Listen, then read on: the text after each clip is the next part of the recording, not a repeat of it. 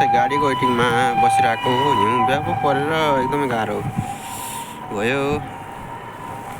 अब गाडी पनि कतिखेर आउने ध्यान छैन,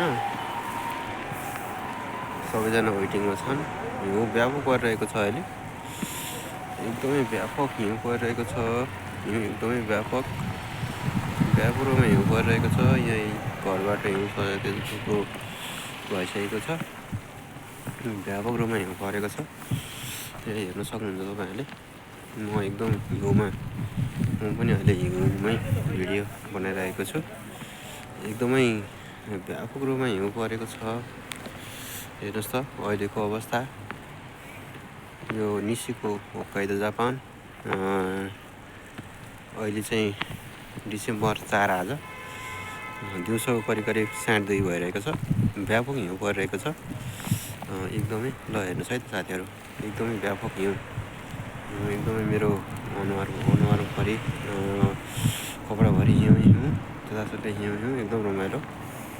तर एकदम जाडो पनि। यस्तै छ होक्काइदो जापानको अहिलेको अवस्था है त।